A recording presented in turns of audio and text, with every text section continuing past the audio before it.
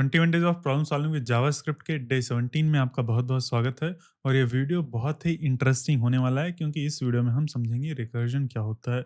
अगर आप भी रिकर्जन को समझ-समझ के थक चुके हैं और आपको नहीं समझ आ रहा है, तो इस वीडियो के बाद आपको कोई और वीडियो देखने की ज़रूरत नहीं पड़ेगी। आप रिकर्जन को समझ भी जाएँगे और रिकर्जन के क्वेश्चंस को भी सॉल्व कर लेंगे। ठीक है? तो हम इससे पहले कि इस वीडियो को स्टार्ट करें, मैं आपको 1-2 चीज़ बता देता हूँ कि इस वीडियो को फॉलो करने के लिए प्रीरिक्विजिट्स क्या हैं, ठीक है? तो अगर आपने जावास्क्रिप्ट का पूरा कोर्स फॉलो किया है, तो ये वाली वीडियो है, वीडियो नंबर 33 और वीडियो नंबर 34। अगर हम हॉवर करेंगे तो इसका एपिसोड नंबर देखेंगे तो ये 30 है।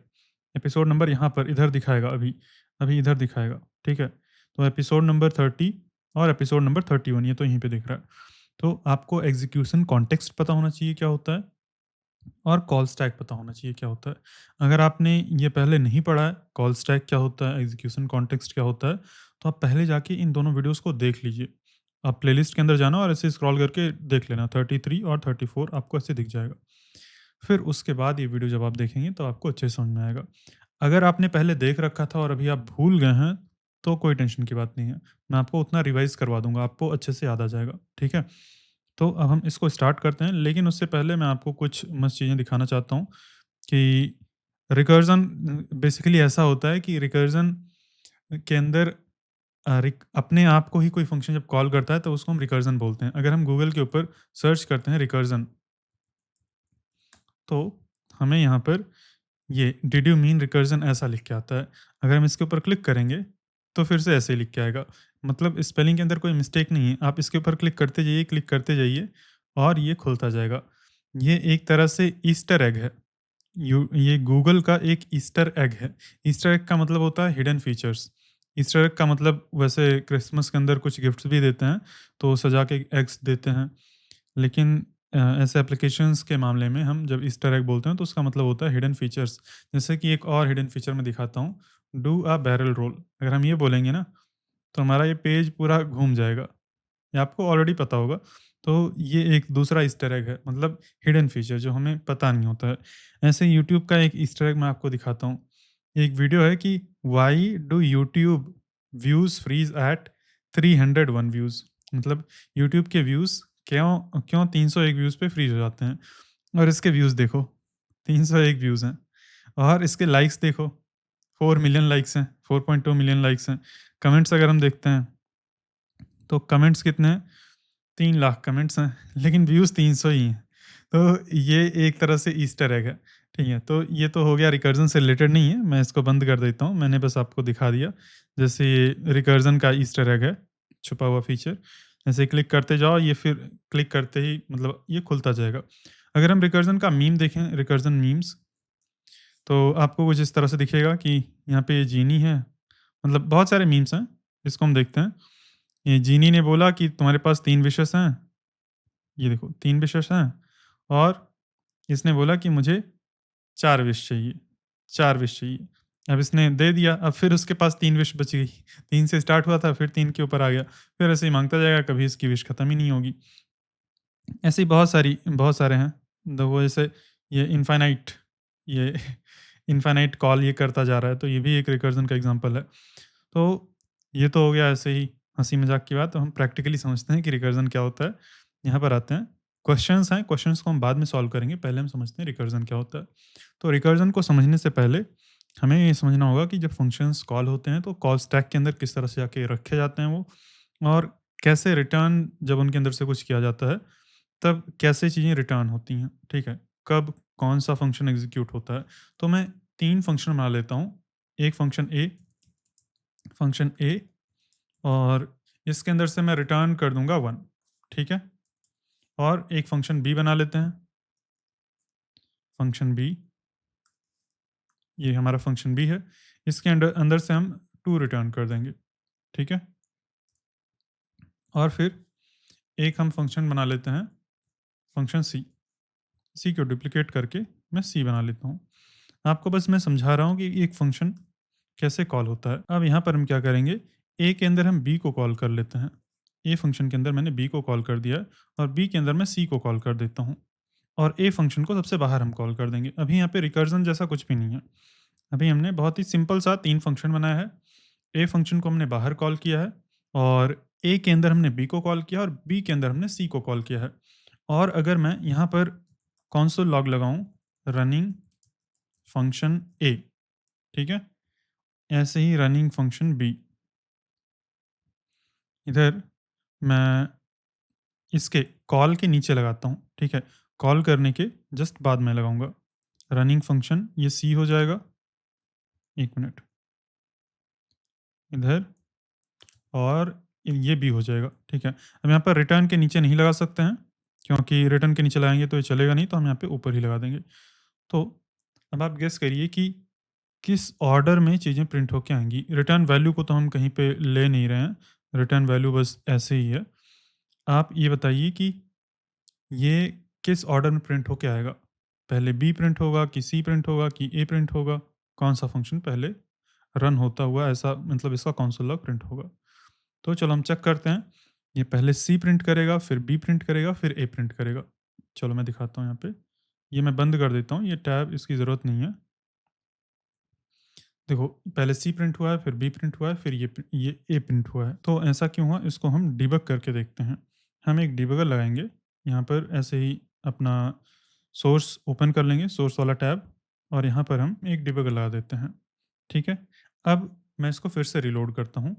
तो जैसे ही हमारा एप्लीकेशन ये जो हमारा जावास्क्रिप्ट का फ़ाइल है, जैसे ही एग्ज़ीक्यूट होगा, सबसे पहले एक ग्लोबल एग्ज़ीक्यूशन कॉन्टेक्स्ट क्रिएट होगा। अब यहाँ पर एग्ज़ीक्यूशन कॉन्टेक्स्ट की बात आ रही है, इसीलिए मैंने आपको बोला कि आपको पता होना चाहिए कि ग्लोबल एग्ज़ीक्यूशन कॉन्टेक्स्ट क्या होता है और उसके कॉरेस्पॉन्डिंग एक कॉल स्टैक बन जाता है। जैसे कि अगर मैं सीधा डिबगर यहाँ पर लगा दूँ और ए फ़ंक्शन को इसके अंदर ना डिबगर लगाऊँ और रिफ्रेश करूँ, तो अभी हमने यहाँ पर डिबगर लगा दिया है। अभी ए फ़ंक्शन कॉल नहीं हुआ है। तो सबसे पहले कॉल स्टैक के अंदर अगर मैं इसको एक्सपैंड करूँ, जैसे ये कॉल स्टैक यहाँ पर दिख रहा है आपको। अगर मैं इसको एक्सपैंड करता हूँ, थोड़ा-सा और ज़ूम इन कर देते हैं ताकि नीचे आ जाए। ये नीचे आ गया है, ठीक है? कॉल स्टैक या फिर मैं इसको एकदम नए टैब में ओपन कर लेता हूँ, नए विंडो में। तो और भी बड़े बड़े में अच्छे से दिखेगा मुझे, ठीक है? तो ये कॉल स्टैक का एक ऐसे ही कोलैप्सिबल ये रहता है। इसको अगर हम एक्सपैंड करेंगे तो एनोनिमस दिखा रहा है। एनोनिमस का मतलब होता है कि ये ग्लोबल फंक्शन है बाय डिफ़ॉल्ट, ठीक है? तो वैसे एनोनिमस फंक्शन भी हम क्रिएट कर सकते हैं, उसके लिए भी एनोनिमस लिख के आता है, लेकिन जो पहला एग्ज़ीक्यूशन कॉन्टेक्स्ट हमारे कॉल स्टैक के अंदर जाता है, वो होता है एनोनिमस फंक्शन, जो कि ग्लोबल फंक्शन है, एक तरह से ग्लोबल एग्ज़ीक्यूशन कॉन्टेक्स्ट क्रिएट होके चला गया है, ठीक है? अभी ये फंक्शन नहीं कॉल हुआ है। जैसे ही कोई भी फंक्शन कॉल होता है, तुरंत ये एक ग्लोबल एग्जीक्यूशन एक फंक्शन एग्जीक्यूशन कॉन्टेक्स्ट क्रिएट करके कॉल स्टैक के अंदर डाल देगा, ठीक है? तो जैसे कि अगर हम इसको आगे बढ़ाएँ, ऐसे ही मैंने आगे बढ़ाया, तो ए फंक्शन कॉल हुआ और अभी एरो अगर आप देखेंगे, तो एरो ए के ऊपर है, ठीक है? एरो ए के ऊपर है यानी कि अभी ए फंक्शन एग्जीक्यूट हो रहा है। वैसे तो अगर हम चाहें तो क्लिक करके यहाँ पर ऐसे सेलेक्ट कर सकते हैं, ठीक है? हम ऐसे ये अगर सेलेक्ट करेंगे तो यहाँ पर पहुँच जाएगा एरो, यहाँ पर सेलेक्ट करेंगे तो यहाँ पर पहुँच जाएगा एरो। लेकिन हमें यहाँ पे ज़्यादा कुछ डिफ़रेंस नहीं दिख रहा है, यहाँ पर स्कोप के अंदर डिफ़रेंस आपको दिखेगा। जैसे ये हमने किया तो लोकल स्कोप गायब हो गया, बस ग्लोबल स्कोप यहाँ पे बचा है। ए हमने क्लिक किया तो ए के अंदर लोकल स्कोप भी है, क्योंकि ग्लोबल ए के अंदर ग्लोबल का एक्सेस तो रहता ही है, लेकिन इसका एक लोकल स्कोप भी बनता है, उसका भी एक्सेस है। ठीक है? तो आपको बस ऐसे ऑब्ज़र्व करना है। पहला हमारा ग्लोबल फंक्शन है या फिर ग्लोबल एग्जीक्यूशन कॉन्टेक्स्ट है जो कि आ जाता है। फिर उसके ऊपर ए फंक्शन आ गया है। अब ए के अंदर हम क्या कर रहे हैं? ए के अंदर हम तुरंत ही बी फंक्शन को कॉल कर दे रहे हैं। तो ए फंक्शन अभी चलना बंद नहीं हुआ है, यानी कि ए फंक्शन अभी एग्ज़ीक्यूट होना कंप्लीट नहीं हुआ है। हम पहले ही बी फंक्शन को कॉल कर देंगे। तो अब जो एग्ज़ीक्यूशन का कंट्रोल है वो बी फंक्शन के अंदर आ जाएगा। मैं आगे बढ़ाता हूँ। देखो, कॉल स्टैक के ऊपर अभी हमारा ए फंक्शन नीचे दबा हुआ है, नीचे पड़ा हुआ है। उसके ऊपर बी फंक्शन फिर से आ गया है और बी फंक्शन के अंदर अगर हम देखेंगे, तो यहाँ पर अगर हम कुछ वेरिएबल्स क्रिएट किए होते तो उसका लोकल के अंदर यहाँ पे वो वेरिएबल दिखाता। अगर मैं चाहूँ तो क्रिएट करके दिखा देता हूँ। मैं यहाँ पर एक काम करता हूँ, ए के अंदर मैं const num is equal to 1 कर देता हूँ और यहाँ से हम रिटर्न नम कर देते हैं। रन कर दिया मैंने, ये कर देंगे और इधर इधर भी हम नम की वैल्यू 2 सेट कर देंगे और रिटर्न नम कर देंगे, और इधर नम की वैल्यू 3 सेट कर देंगे और रिटर्न नम कर देंगे, ठीक है। और एक कंसोल लॉग यहाँ पर भी मैं लगा देता हूँ, कंसोल लॉग एंडेड, ठीक है। अब इसको सेव करके हम दोबारा से रन करते हैं। एक बार मैं फिर से रन करता हूँ और इधर मैं यहाँ पर डिबगर फिर से लगा के फिर से रिफ्रेश करता हूँ, तो देखो कॉल स्टैक के अंदर अभी हमारा एनोनिमस है, और एनोनिमस के अंदर ये वाली लाइन रन होगी। एनोनिमस यानी कि ग्लोबल फंक्शन है या फिर ग्लोबल एग्जीक्यूशन कॉन्टेक्स्ट क्रिएट हुआ है, और वो हमारे कॉल स्टैक के अंदर आ गया है। और इधर अभी कोई ग्लोबल वेरिएबल हमने क्रिएट नहीं किया है, तो ग्लोबल का मतलब ग्लोबल का स्कोप यहाँ पे दिखा रहा है, और ग्लोबल के अंदर बहुत सारे वेरिएबल्स होते हैं बाय डिफ़ॉल्ट जो कि यहाँ पर हैं, लेकिन कोई लोकल स्कोप यहाँ पे नहीं दिख रहा है। जैसे हम एक स्टेप आगे बढ़ेंगे, हमें ए फंक्शन का नम वेरिएबल दिखने लगेगा। नम वेरिएबल यहाँ पे दिख रहा है, ये अनअवेलेबल वैल्यू बता रहा है क्योंकि अभी वैल्यू असाइन नहीं हुई है। हम एक स्टेप आगे बढ़ेंगे तो वैल्यू असाइन हो जाएगी और नम की वैल्यू यहाँ पर 1 हो गई है। अब अगर हम इसको सेलेक्ट करेंगे तो हमें डिफरेंस दिखेगा। यहाँ पर वो लोकल स्कोप नहीं है और नम वेरिएबल नहीं है। यहाँ पर नम वेरिएबल है जिसकी वैल्यू 1 है, ठीक है। हम बी को कॉल करेंगे। जैसे हम बी को कॉल करेंगे तो बी के अंदर ये नम आ गया है। अब बी के अंदर नम की वैल्यू 2 है, ठीक है। यहाँ पर 2 हमने असाइन कर दिया है, एक लाइन एग्जीक्यूट कर दिया, वो असाइन हो गई है। अब अगर हम बी को सेलेक्ट करेंगे तो देखो नम की वैल्यू, ए को सेलेक्ट किया है तो नम की वैल्यू 1 है, और बी को सेलेक्ट करेंगे तो नम की वैल्यू 2 है। ये 2 अलग-अलग एक तरह से एग्जीक्यूशन कॉन्टेक्स्ट हैं, जो कि हमारे कॉल स्टैक के ऊपर पुश किए गए हैं। तो जो हमारा फंक्शन होता है ना, उसी के नाम से एक एग्जीक्यूशन कॉन्टेक्स्ट बन जाता है, और उसके अंदर उसके जितने भी उसके रिलेटेड वेरिएबल्स हैं, जैसे कि इसके अंदर हमने एक ही वेरिएबल क्रिएट किया है, वो सारे उसके स्कोप से अटैच्ड हो जाते हैं। तो ये इसका स्कोप है, ए वाले एग्जीक्यूशन कॉन्टेक्स्ट का एक स्कोप है, जिससे num1 नम की वैल्यू 1 अटैच हो गई है। ये एक बी नाम का एक स्कोप है, बी का एग्जीक्यूशन कॉन्टेक्स्ट है जिसके स्कोप के अंदर नम की वैल्यू 2 है। इस तरह से अटैच हो रही है, ठीक है। आपको बस ये सारी चीज़ें ध्यान देनी है। आपको ऑब्ज़र्व करना है, अभी हम रिकर्जन नहीं पढ़ रहे हैं, अभी हम बेसिक चीज़ रिवाइज़ कर रहे हैं कि एग्जीक्यूशन कॉन्टेक्स्ट कैसे क्रिएट होता है, कैसे स्कोप क्रिएट होता है, कैसे सारी चीज़ें अटैच्ड होती हैं, कैसे एग्जीक्यूशन का ऑर्डर परफ़ॉर्म होता है, ठीक है। तो अभी आप अगर नोटिस किए हों, तो ए के अंदर की ये 2 लाइन चली थी, ये 2 लाइन चलना बाकी थी, ठीक है। बी के अंदर की ये लाइन चल गई है, और ये लाइन अभी चलने जा रही है। जैसे ये लाइन चलेगी, यहाँ पर कॉल स्टैक के अंदर सी वाला फंक्शन भी आ जाएगा। देखो, ये लाइन चली, कॉल स्टैक के अंदर सी वाला फंक्शन आ गया। अब प्रोग्राम का कंट्रोल यहाँ पे आ गया है, क्योंकि अभी सी फंक्शन एग्ज़ीक्यूट हो रहा है। जो भी यहाँ पर कॉल स्टैक के अंदर जो भी सबसे ऊपर रहता है, वही प्रोग्राम एग्ज़ीक्यूट हो रहा होता है, ठीक है? उस मोमेंट पर वही वाला फ़ंक्शन एग्ज़ीक्यूट हो रहा होता है, जो सबसे ऊपर रहेगा, ठीक है? भले ही हम ऐसे सेलेक्ट करके हम डिबगर के अंदर नीचे-ऊपर जा सकते हैं, एरो कहीं भी पॉइंट कर सकता है, लेकिन बाय डिफ़ॉल्ट जो प्रोग्राम का एग्ज़ीक्यूशन है, जो जावास्क्रिप्ट का डिफ़ॉल्ट एग्ज़ीक्यूशन बिहेवियर है, वो यही ऐसे ही रहता है, जो सबसे ऊपर रहेगा, वही एग्ज़ीक्यूट कर रहा होता है। तो अभी ये 3 बोल रहा हूँ, सी फंक्शन एग्ज़ीक्यूट कर रहा है, जिसके अंदर नम की वैल्यू 3 होने वाली है। ये देखो 3 हो गई, जैसे हमने एग्ज़ीक्यूट किया है। अब यहाँ पर हम कोई और फंक्शन नहीं कॉल कर रहे हैं। ना तो ए को कॉल कर रहे हैं, ना तो बी को, किसी को नहीं कॉल कर रहे हैं। यहाँ पर हम सिंपल कंसोल लॉग कर रहे हैं। तो अब ये सी का कंसोल लॉग प्रिंट होके आएगा। अगर हम यहाँ पे ये एग्ज़ीक्यूट करें, तो इधर कंसोल के अंदर ये सी प्रिंट हो जाएगा। और ये ये क्यों आ रहा है इतना सारा? ये हमने एक ही बार क्लिक किया है। ये CBA पहले ही क्यों आ गया? या फिर एक बार मैं फिर से रीलोड करके देखता हूँ, वो शायद पुराना कंसोल लॉग रहा होगा। एक बार हम रीलोड कर लेते हैं, रिफ्रेश कर लिया हमने, और हम ऐसे ही आगे बढ़ते जाएँगे। एक बार हम रीलोड कर लेते हैं, मैंने रीलोड कर लिया है, और मैं एक-एक करके आगे बढ़ाता हूँ, और कंसोल को भी यहीं पर ओपन कर लेता हूँ। एस्केप बटन अगर हम दबाएँगे, यहाँ पर मैं एस्केप बटन दबाता हूँ, तो कंसोल इधर ही ओपन हो जाएगा, और देखो अभी तक हम सी के अंदर आ गए हैं, और अब जाके सी एग्ज़ीक्यूट हुआ है। तो वो जो लॉग्स थे, वो पुराने लॉग्स थे जो कि रीलोड होकर क्लियर नहीं हुए थे, ठीक है? तो यहाँ पर ये हमें सी दिख रहा है, ठीक है? पहली बार अभी ये सी एग्ज़ीक्यूट हुआ है। अब सी जब एग्ज़ीक्यूट हो जाएगा, सी का जब रिटर्न स्टेटमेंट हिट होगा, तब ये फ़ंक्शन कॉल स्टैक से चला जाएगा। जब भी किसी फ़ंक्शन के अंदर रिटर्न स्टेटमेंट हिट होता है, तब वो फ़ंक्शन कॉल स्टैक से हट जाता है, ठीक है? मैं इसको थोड़ा-सा ज़ूम आउट कर लेता हूँ। अभी मुझे उम्मीद है कि आपको दिख रहा होगा। अब हम जैसे ही एक लाइन आगे बढ़ेंगे, इधर आपको रिटर्न वैल्यू दिखेगी। लोकल के अंदर रिटर्न वैल्यू क्या है, ये दिखाता है। और अब नेक्स्ट जब हम दबाएँगे बटन, तब ये एग्ज़िट हो जाएगा। देखो, अब कंट्रोल बी के ऊपर आ गया है। जहाँ से सी को कॉल किया गया था, यहाँ तक लाइन चली थी हमने देखा था। अब वहाँ से आगे ये कंटिन्यू होगा, ठीक है?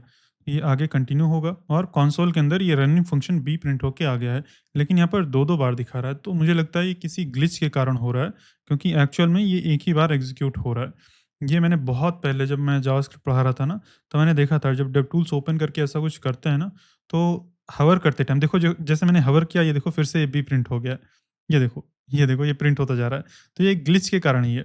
मैं यहाँ जैसे यहाँ पे मैं ऐसे सेलेक्ट कर रहा हूँ ना और ऐसे हवर कर रहा हूँ, देखो ये प्रिंट हो गया। मैं क्लियर कर देता हूँ और ये देखो मैंने हवर किया, ये एग्ज़ीक्यूट हो गया। तो ये बहुत पहले मैंने बताया था डेवटूल्स जब मैं पढ़ा रहा था ना, तब भी ऐसा ही था। तो ये ग्लिच या फिर फीचर जो भी बोलें, ये शायद ये क्या करता है ना, ये एग्ज़ीक्यूट करके इसकी वैल्यू को हमें शो करने की कोशिश करता है। इसीलिए एग्ज़ीक्यूट करता है। तो हमने सेलेक्ट करके जैसे ही हवर किया, तो ऑटोमैटिकली ये 2-2 बार रन हो गया। इसी तरह से शायद जब मैंने पिछली बार रीलोड किया था और कई सारे कंसोल लॉग्स आ रहे थे, तो वो भी शायद इसी रीज़न से ही आ रहे होंगे। ठीक है? तो ठीक है, ये बी वाला एग्ज़ीक्यूट हो जाएगा। अब यहाँ से जैसे रिटर्न स्टेटमेंट हिट होगा, तब इसका कंट्रोल कहाँ पर पहुँचेगा? जहाँ से बी फ़ंक्शन को कॉल किया गया था, यानी कि यहाँ से कॉल किया गया था, तो अब उसके आगे से ए फ़ंक्शन एग्ज़ीक्यूट करना शुरू करेगा। ठीक है? अगर मैं इसको ऐसे ही हवर करूँ, तो ए देखो ये ए चल रहा है, जबकि ए के अंदर अभी हम गए नहीं हैं। अभी हम बी के अंदर हैं। बस केवल हवर करने से ही एग्ज़ीक्यूट हो जा रहा है। ये देखो। तो इसीलिए वो एक्स्ट्रा कंसोल लॉग्स आ रहे थे, मैंने नोटिस नहीं किया। ठीक है? तो अब हम आगे बढ़ते हैं। हम हवर नहीं करेंगे, नहीं तो गड़बड़ हो जाएगा आउटपुट। देखो आगे हम बढ़े, ये रिटर्न स्टेटमेंट चलेगा। यहाँ पर रिटर्न वैल्यू ये 2 दिख रहा है। अब हम ए के अंदर आ जाएँगे। ये नेचुरल फ्लो है, जब हम हवर नहीं कर रहे होते हैं, तो नेचुरली जिस तरह से कोड एग्ज़ीक्यूट होता है, उसी तरह से आगे बढ़ेगा। अब ये ए प्रिंट करेगा और ये हमारा प्रोग्राम एग्ज़िट हो जाएगा। देखो, ये रिटर्न कर देगा ए की वैल्यू जो भी है, और फिर यहाँ से जब कॉल किया गया था, तो उसके आगे की लाइन ये चलेगी, ठीक है? और इसको मैं हवर करता हूँ, ये एंडेड, वो अभी ये नहीं प्रिंट कर रहा है। ये एंडेड, ये भी प्रिंट करने लगा, ठीक है? जबकि अभी ये एग्ज़ीक्यूट नहीं हुई है। तो हम इसको क्लियर कर देते हैं और हम इसको और आगे बढ़ाते हैं। अब ये एग्ज़ीक्यूट किया है एक्चुअल में जाके, और अब सारे फंक्शंस एक-एक करके, अगर आपने नोटिस किया हो, तो कॉल स्टैक से जैसे ही एक फंक्शन का रिटर्न स्टेटमेंट कॉल होता है, तुरंत ही वो कॉल स्टैक से हट जाता है, ठीक है? तो इस तरह से एक प्रोग्राम एग्ज़ीक्यूट होता है। इस तरह से कॉल स्टैक के अंदर चीज़ें आती हैं। जहाँ से कॉल किया गया था, वहीं पर कंट्रोल पहुँच जाता है जब रिटर्न स्टेटमेंट हिट होता है। अब हम देखते हैं कि रिकर्जन क्या होता है। इतना अगर आपने समझ लिया, तो अब आपको रिकर्जन समझने में कोई दिक्कत नहीं होगी। लेकिन उससे पहले हम रिकर्जन की फॉर्मल डेफिनिशन एक बार देख लेते हैं। What is recursion in programming? तो रिकर्जन का डेफिनिशन कुछ इस तरह से होता है कि जब एक फंक्शन खुद को कॉल करे, उसको रिकर्जन कहते हैं। लेकिन उसके अंदर एक और एक्स्ट्रा स्टेटमेंट होता है, खुद को कॉल करे और छोटी प्रॉब्लम्स को सॉल्व करे। कुछ ऐसा ही आपको डेफिनिशन मिलेगा। Recursion in programming is a technique where function solves a problem by calling itself one or more times until a specific stopping condition is met. ठीक है, यहाँ पर वो नहीं लिखा है, ये this approach breaks down complex problems into smaller, यही वाली बात मतलब मैंने बोला था, छोटी छोटी प्रॉब्लम को सॉल्व करे। ठीक है, तो वही हर बार प्रॉब्लम को छोटी करके सॉल्व करता है ये। तो इस तरह से आपको डेफिनेशन मिलेगी। आप चाहें तो इसको याद रख सकते हैं कहीं लिखने के लिए, अगर आपको एग्ज़ाम में लिखना हो। लेकिन हम प्रैक्टिकली करके देखेंगे, हमें डेफिनेशन से ज़्यादा मतलब नहीं है, बस मैंने आपको दिखा दिया। अब हम क्या करेंगे, हम एक फ़ंक्शन बनाएँगे ए, और ए के अंदर हम बस ए को कॉल कर देंगे। अगर मैं यहाँ पर कंसोल लॉग कर दूँ, देखो एक फ़ंक्शन बनाया हमने ए, और उसके अंदर हमने लिखा है रनिंग फ़ंक्शन ए, और कंसोल लॉग कर दिया है ए। तो अगर मैं ए को कॉल करूँगा, तो आप गेस करिए क्या होगा? अभी तक मैंने ए को कॉल नहीं किया है, चलो मैं कॉल कर देता हूँ। देखो मैंने कॉल कर दिया, अभी सेव नहीं किया है। अगर मैं सेव करता हूँ, तो आप देखना ये हमारा हैंग हो गया एक तरह से, क्योंकि ए फ़ंक्शन खुद को कॉल करते-करते बहुत ज़्यादा कॉल कर दिया इसने, और ये देखो maximum call stack size exceeded, ये एरर आ रही है। अगर हम कंसोल ओपन करके देखते हैं, तो इधर भी ये दिखा रहा है। Maximum call size exceeded. ये क्योंकि कॉल स्टैक के ऊपर ये फंक्शन ऐड होता गया, होता गया, होता गया और एक लिमिट के बाद और कॉल स्टैक के ऊपर ऐड नहीं हो पाया, ठीक है? मतलब इसकी मेमोरी फुल हो गई। अगर मैं इसको ऐसे प्ले करता जाऊँ तो देखो कॉल स्टैक के ऊपर ये कितना बार ए ऐड होता जा रहा है। ए एग्ज़ीक्यूट हुआ मतलब हमने यहाँ से कॉल किया, ये एक लाइन प्रिंट किया कि रनिंग फंक्शन ए, फिर उसके बाद ये फंक्शन खुद को कॉल कर लिया। अब खुद को कॉल कर लिया तो फिर से ये फ़ंक्शन प्रिंट हुआ और फिर से ये कॉल हो गया। तो बार-बार ये खुद को ही कॉल करता जा रहा है और ये कब तक कॉल करता जाएगा? ये कभी नहीं रुकेगा। अगर एरर ना दे हमारा प्रोग्राम तो ये कभी नहीं रुकेगा। देखो ये ऐसे ही ऐड होता चला जाएगा। हम ऐसे ही क्लिक करते जाएँगे और कॉल स्टैक का साइज़ ये बहुत बड़ा हो जाएगा और एक टाइम के बाद ये कॉल स्टैक एक्सीडेड का एरर दे देगा। कॉल स्टैक का साइज़ एक्सीड हो गया, ऐसा एरर देगा। अभी मैं फिर से इसको डिबगर हटा के मैं प्ले कर देता हूँ। तो देखो, कुछ देर तक चलेगा, चल रहा है देखो कितने सारे कंसोल लॉग्स इसने ऐड कर दिए हैं। इधर अगर हम स्क्रॉल डाउन करेंगे तो ये देखो, लगभग 10,000 बार चलता है ये, फिर उसके बाद ये मैक्सिमम कॉल साइज़ एक्सीडेड इसका एरर दे देता है। तो अगर रिकर्जन हम इसी तरह से करते हैं जहाँ पर ये कॉल स्टैक को एक्सीड कर दे तो वो बहुत ही ख़राब है। ये इसका कोई यूज़ नहीं है। इस तरह से अगर हम यूज़ करेंगे तो कोई यूज़ नहीं है। क्योंकि ये एक तरह से इनफ़ाइनाइट लूप जैसा हो गया। ये कोई यूज़फुल रिज़ल्ट नहीं प्रोवाइड करेगा। इसीलिए हम क्या करते हैं, हम इसको हमेशा नहीं कॉल करते हैं, हम कंडीशनली करते हैं।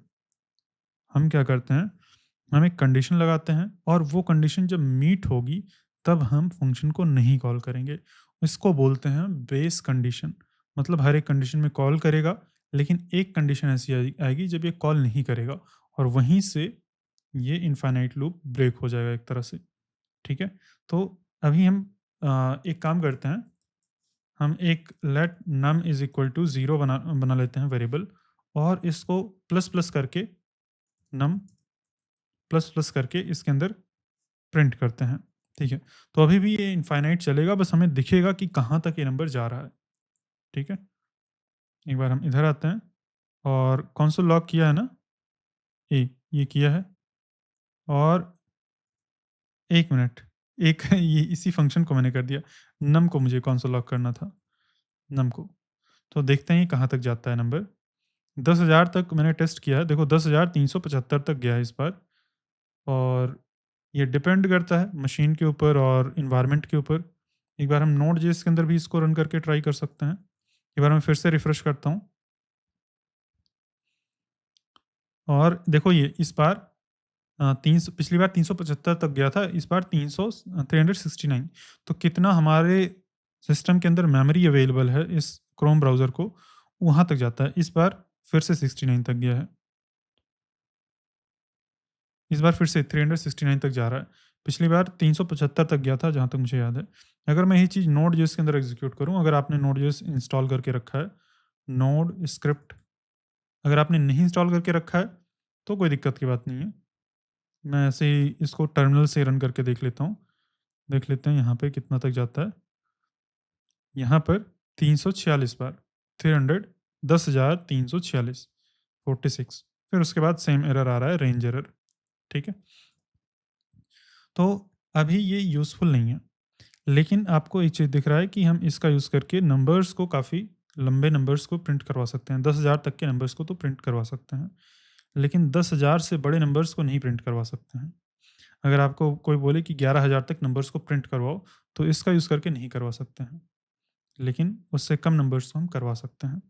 लेकिन अगर लूप का यूज़ करके कहा जाए तो लूप का यूज़ करके हम बहुत बड़े-बड़े नंबर्स को प्रिंट करवा सकते हैं।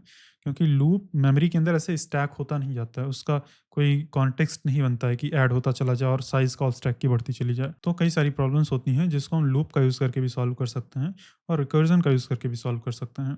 कई बार रिकर्जन ज़्यादा ऑप्टिमाइज़ रहेगा, कई बार लूप ज़्यादा ऑप्टिमाइज़ रहेगा। ठीक है? तो अब मैं आपको एक टास्क देता हूँ कि इस नंबर को 1 से लेकर 10 तक प्रिंट करवाओ और जैसे ही 10 आए रोक दो। आप थोड़ा-सा दिमाग लगाइए और ट्राई करिए। 1 से लेकर 10 तक के नंबर्स को प्रिंट करवाइए, ठीक है? तो मुझे उम्मीद है कि आपने ट्राई कर लिया होगा। अब मैं करता हूँ। हम यहाँ पर एक कंडीशन लगा देंगे। हम एक कंडीशन लगा देंगे if num is less than 10 या फिर 11, लेस देन 11 है तभी हम फंक्शन को कॉल करेंगे, नहीं तो हम कॉल नहीं करेंगे। तो बस देखो 1 से लेकर 11 तक ही चला है, तो हम लेस देन 10 कर देते हैं, क्योंकि ये कंसोल पहले ही चल जा रहा है, तो हम लेस देन 10 कर देंगे, ठीक है? तो 1 से लेकर 10 तक नंबर्स प्रिंट हो गए और ये हमने रिकर्जन का यूज़ करके कर लिया।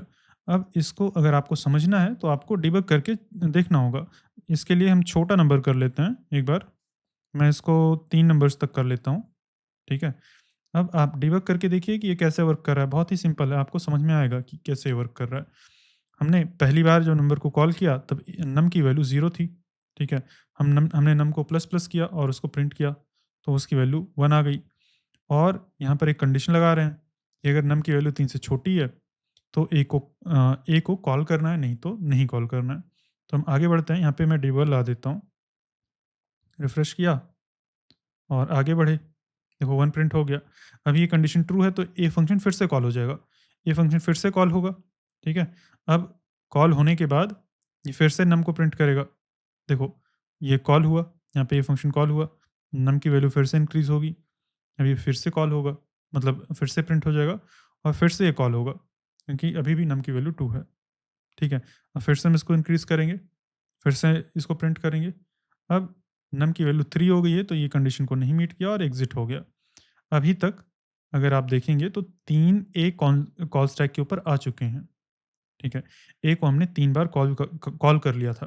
अब 3 बार ए आ चुका है तो ये 3 बार अब एग्ज़िट करेगा। पहले ये जो सबसे ऊपर है उसको एग्ज़िट करेगा। देखो पहले इसको एग्ज़िट किया है, फिर दूसरे को एग्ज़िट करेगा, फिर तीसरे को एग्ज़िट करेगा। तो इस तरह से एग्ज़िट होगा और फिर फाइनली हमारी जो फ़ाइल है पूरी एग्ज़िट हो जाएगी। हमारा कॉल स्टैक खाली हो जाएगा। तो मुझे उम्मीद है कि आपको इतना समझ में आ रहा होगा, ज़्यादा मुश्किल नहीं है। और पहला क्वेश्चन हमारा यही था। प्रिंट क्या था? Print numbers from 1 to n using recursion. लेकिन ये उतना बेटर सॉल्यूशन नहीं है। हम एक सेपरेट वेरिएबल बना रहे हैं, वो सही नहीं है। तो हम क्या करेंगे, थोड़ा-सा डिफरेंट अप्रोच लेंगे। हम नम को पास करेंगे यहाँ पर और इधर इसका मैं नाम दे देता हूँ प्रिंट नम, प्रिंट नंबर्स ऐसा कर देंगे, ठीक है? और जैसे कि इधर 5 पास किया गया, तो 1 से लेकर 5 तक प्रिंट करें, ठीक है? तो मैं क्या करूँगा, इफ अ, कब तक हमें प्रिंट करना है? देखो, हमें 1 से लेकर 5 तक के नंबर्स को प्रिंट करना है। तो इससे पहले कि मैं करूँ, आप थोड़ा-सा लॉजिक लगाइए और देखिए कि अब इसके अंदर क्या चेंजेस आप कर सकते हैं कि 1 से लेकर 5 तक नंबर्स आपके प्रिंट हो जाएँ। तो यहाँ पर हम एक कंडीशन लगाएँगे, num is greater than equal to 1, यानी कि जब तक नम की वैल्यू ग्रेटर दैन या फिर इक्वल टू 1 है, तब तक प्रिंट नंबर्स को कॉल करो और प्रिंट नंबर्स के अंदर जब हम नेक्स्ट टाइम कॉल करेंगे तो नम माइनस 1 पास कर देंगे और इसके नीचे कंसोल लॉग नम कर देंगे, ठीक है? अब अगर हम इसका आउटपुट देखें, इधर आके मैं डिबगर हटा देता हूँ और कंसोल के अंदर आते हैं, एक बार रिफ्रेश कर लेते हैं। तो ए इज़ नॉट डिफाइंड, ए कहाँ पर पास कर रहे हैं? अच्छा, ये यहाँ पे यूज़ कर रहे हैं ए, ठीक है? तो ये देखो 0 से लेकर 5 तक ये प्रिंट होके आ रहा है, ठीक है? तो हमें कंडीशन को थोड़ा-सा चेंज करना होगा। यहाँ पर हमें ग्रेटर देन इक्वल टू की जगह पे हमें केवल ग्रेटर देन करना होगा। तो अब देखो 1 से लेकर 5 तक के नंबर्स प्रिंट होके आ रहे हैं। अब ये कैसे हुआ? आप सोचिए। तो यहाँ पर अगर आप डिबग करेंगे और मैं इस नंबर को कम कर देता हूँ, बस 3 तक कर देता हूँ। अगर आप डिबग करके देखेंगे, तो हम यहाँ पर एक कंडीशन लगा रहे हैं कि नंबर की वैल्यू अगर 1 से बड़ी है, तो प्रिंट नंबर्स को कॉल करो और उसके अंदर 1 घटाकर नंबर को पास कर दो, ठीक है? तो क्या होगा, मैं अगर डिबगर लाके आपको दिखाऊँ, यहाँ पर इधर हम 2 के ऊपर लाइन नंबर 2 के ऊपर डिबगर ला देंगे और रिफ्रेश करेंगे। अभी ये फर्स्ट टाइम कॉल हुआ है, नम की वैल्यू 3 है। ठीक है? अगर हम यहाँ पर देखेंगे कॉल स्टैक के अंदर तो प्रिंट नंबर्स आ गया है और कॉल स्टैक के अंदर नम की वैल्यू 3 है। अब ये कंडीशन ट्रू रहेगी इस केस में क्योंकि ये 1 इज़ ग्रेटर देन 3, ठीक है? मतलब 3 इज़ ग्रेटर देन 1, ये कंडीशन ट्रू है और मैं हवर नहीं करूँगा ज़्यादा, नहीं तो ये गड़बड़ हो जाएगा। कई बार एग्ज़ीक्यूट करके गड़बड़ कर देता है ये। तो अब ये कंडीशन ट्रू है, ठीक है? तो यानी कि ये फ़ंक्शन दोबारा से कॉल होगा। अब कॉल करने के लिए नम नम में से 1 माइनस करेगा। अब नम में से 1 माइनस करके यानी कि ये 2 पास करके प्रिंट नंबर्स के अंदर 2 पास करेगा और फिर कॉल करेगा। तो नेक्स्ट टाइम प्रिंट नंबर्स आएगा और उसके अंदर नम की वैल्यू 2 है, ठीक है? ये देखो 2 बार प्रिंट नंबर्स आ गए हैं कॉल स्टैक के अंदर। एक बार प्रिंट नंबर्स के अंदर इसकी वैल्यू 3 थी, दूसरी बार इसकी वैल्यू 1 हो गई है, 2 हो गई है। मैं क्या बोल रहा हूँ उल्टा-सीधा, ठीक है? अभी तक ये नीचे वाला कंसोल लॉग स्टेटमेंट नहीं चल रहा है क्योंकि हम ऊपर से ही बार-बार फ़ंक्शन को कॉल कर दे रहे हैं। अब हम आगे बढ़ते हैं, अब फिर से इसको कॉल किया जाएगा। अब यहाँ पर इस पर्टिकुलर कॉल स्टैक के अंदर या एग्ज़ीक्यूशन कॉन्टेक्स्ट के अंदर इसके नम की वैल्यू 2 है, ठीक है? अब 2 माइनस 1 करके हम यहाँ पे कॉल करेंगे, यानी कि नेक्स्ट कॉल स्टैक के अंदर यहाँ पर नेक्स्ट एग्ज़ीक्यूशन कॉन्टेक्स्ट के अंदर नम की वैल्यू 1 हो जाएगी। अब इस बार क्या होगा, ये कंडीशन फ़ॉल्स हो जाएगी क्योंकि 1 इज़ ग्रेटर देन 1 ये फ़ॉल्स है। तो अब नीचे जाएगा, यानी कि इस पर्टिकुलर केस में ये हमारा बेस कंडीशन बन गया है। एक रिकर्जन के अंदर बेस कंडीशन बहुत ही इम्पोर्टेंट होता है लिखना। अगर बेस कंडीशन आप सही से नहीं लिख पाते हैं, तो इनफ़ाइनाइट लूप के अंदर या फिर इनफ़ाइनाइट कॉल स्टैक के अंदर चला जाता है और फिर वो एरर आती है, ठीक है? तो ये बेस कंडीशन इसको मीट हो गई। बेस कंडीशन के अंदर क्या होता है कि हम उस फ़ंक्शन को नहीं कॉल करते हैं। ठीक है? जब बेस कंडीशन मीट हो जाएगी, हम उस फ़ंक्शन को नहीं कॉल करेंगे, तब ये रिटर्न करना शुरू करेगा एक-एक करके। अब यहाँ पर नीचे वाला ये स्टेटमेंट चलेगा इस केस में क्योंकि ये कंडीशन मीट नहीं हुई, तो ये वाला स्टेटमेंट चला और ये स्टेटमेंट चलने के बाद अब ये फ़ंक्शन पूरा कंप्लीट हो गया, इसके नीचे कुछ है ही नहीं, तो ये फ़ंक्शन कॉल स्टैक से बाहर चला जाएगा। ये लाइन एग्ज़ीक्यूट हुई, ये देखो ये लाइन एग्ज़ीक्यूट हुई और ये फ़ंक्शन से बाहर चला गया। रिटर्न कुछ किया नहीं हमने, तो अनडिफाइंड रिटर्न हो जाएगा यहाँ से ऑटोमैटिकली। ठीक है? अब ये वाला ये कॉल स्टैक से नीचे चला जाएगा। अब नेक्स्ट कंट्रोल इसके ऊपर जाएगा। अभी मैंने क्लिक कर दिया है, इसके ऊपर आएगा और जहाँ पे नम की वैल्यू 2 होगी। अभी मैं क्लिक करके आ गया हूँ लेकिन ये ऑटोमैटिकली अभी आएगा। ठीक है? देखो ऑटोमैटिकली आ गया इसके ऊपर और वो वाला कॉल स्टैक से पॉप हो गया यानी कि हट गया। अब यहाँ पर नम की वैल्यू 2 है, तो नम की वैल्यू यहाँ पे ट्रू प्रिंट हो जाएगी। ट्रू नहीं 2 प्रिंट हो जाएगी। ठीक है? तो 1 प्रिंट हो गया, 2 प्रिंट हो गया। अब ऐसे ही 3 वाला भी प्रिंट हो जाएगा, यहाँ पे 3 आ गया। 3 वाले कॉल स्टैक के ऊपर या फिर 3 वाले एग्ज़ीक्यूशन कॉन्टेक्स्ट के ऊपर ये आ गया। अब ये 3 भी प्रिंट हो जाएगा और फिर ये कंप्लीट हो जाएगा हमारा। तो इस तरह से हमने प्रिंट कर दिया 1 टू 3। ये हमारा ऑप्टिमाइज़ सॉल्यूशन है, ठीक है? अब यहाँ पर आप देखना, यहाँ पे क्वेश्चन के अंदर देखते हैं print numbers from 1 to n in using recursion, ठीक है? अब यहाँ पर अगर कोई नेगेटिव नंबर डाल देता है, तो आप गेस करिए ये वर्क करेगा कि नहीं? देखो हम चेक करते हैं, यहाँ पर आ जाते हैं, डिबगर को हटा देते हैं और रिफ्रेश कर लेते हैं। तो नेगेटिव नंबर के लिए ये वर्क नहीं कर रहा है क्योंकि हम 1 से लेकर n तक ट्राई कर रहे हैं। अगर आप चाहें तो नेगेटिव नंबर के लिए एक कंडीशन लगा सकते हैं कि अगर कोई नेगेटिव नंबर एंटर करे या 0 एंटर करे, मतलब 0 या उससे छोटा, तो आप उसको एक एरर थ्रो कर दें, एरर शो कर दें। अभी हम केवल पॉजिटिव नंबर्स के साथ काम कर रहे हैं, तो इसको मैं कॉपी कर लेता हूँ और सॉल्यूशन के अंदर रख देता हूँ। हमारा पहला सॉल्यूशन बन गया है और मुझे उम्मीद है कि आपको हर एक चीज़ समझ में आ गया होगा। बहुत ही सिंपल, ठीक है? अब नेक्स्ट क्वेश्चन है, नेक्स्ट क्वेश्चन अगर हम देखेंगे, तो print numbers from 1 to n to 1 using recursion, यानी कि उल्टा प्रिंट करना है। 5, 4, 3, 2, 1 इस तरह से प्रिंट करना है।